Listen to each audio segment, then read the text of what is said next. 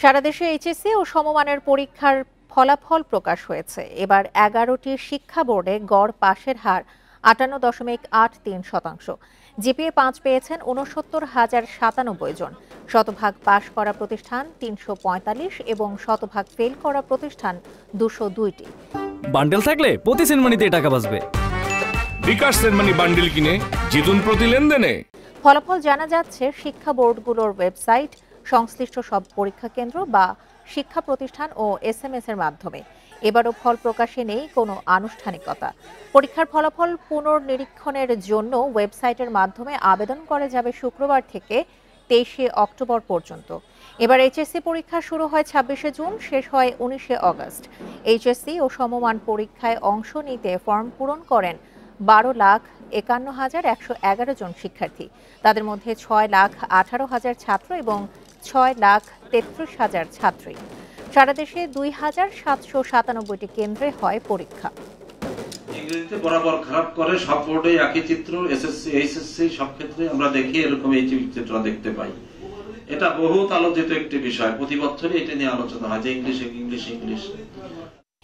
HSC ও সমমান পরীক্ষার ফলাফল নিয়ে আরো জানাতে বকশীবাজার থেকে যোগ দিচ্ছেন আমাদের সহকর্মী তানভীর আহমেদ। তানভীর, ফল তো প্রকাশ হয়েছে, সবশেষ কি অবস্থা দেখতে পাচ্ছেন? ঢাকা বোর্ডে পাশের হার কত? জি, এইচএসসির রেজাল্ট কিন্তু প্রকাশ হয়েছে এবং আমি যদি বলি যে গত 21 বছরের তুলনায় এবারের যে ফলাফল সেটি কিন্তু আসলে সবচেয়ে কম শতাংশ শিক্ষার্থী কিন্তু এবছর পাশ করেছে। এবং আমরা এ বিষয়ে আসলে চেয়ারম্যানের কাছে জানতে চেয়েছি এবং যে এবার আসলে ফলাফল খারাপের কারণটি আসলে কি, পাশের হার কেন এত কম। তিনি যেমনটি বলেছেন যে বিগত 5 বছরে এবারই প্রথম পূর্ণাঙ্গ সিলেবাসে আসলে পরীক্ষা হয়েছে এবং এর কারণেই শিক্ষার্থীদের জন্য একটু বিষয়টি চাপ হয়ে গিয়েছে। পাশাপাশি তিনি যেমনটি বলছেন যে এটাই আসলে হওয়া উচিত ছিল। গত বছর জুলাই আন্দোলনের কারণে যেমনটি অর্ধেক সিলেবাসে পরীক্ষা হয়েছে, এর আগে অন্যান্য বিভিন্ন আন্দোলন এবং তার আগে যদি বলি কোভিড-19 কারণে কিন্তু পূর্ণাঙ্গ সিলেবাসে পরীক্ষা গ্রহণ করা সম্ভব হয়নি। তো সব মিলিয়ে আসলে এই কারণগুলো তিনি উল্লেখ করেছেন এবং তিনি যেমনটি বলেছেন যে বৈষম্য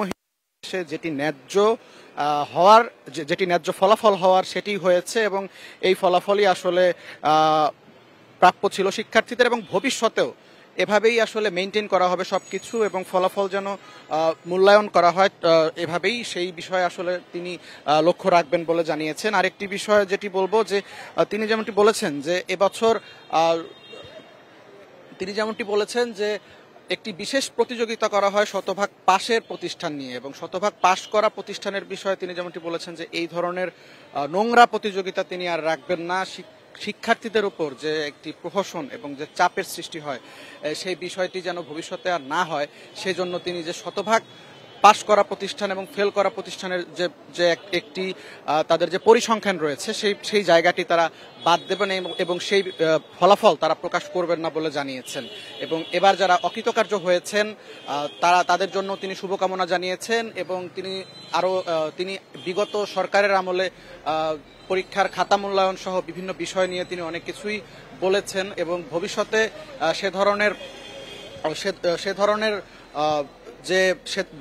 সে ধরনের বিষয়গুলো যেন কেউ না ফলো করে, অনুসরণ না করে, সে বিষয়েও তিনি আসলে তার যে নিযুক্ত অন্যান্য যারা কর্মকর্তা রয়েছেন তাদেরকে তিনি সে বিষয়ে আসলে সচেষ্ট থাকতে বলেছেন। এইচএসসি ও সমমানের পরীক্ষার ফলাফল নিয়ে সবশেষ তথ্য জানাচ্ছিলেন আমাদের সহকর্মী।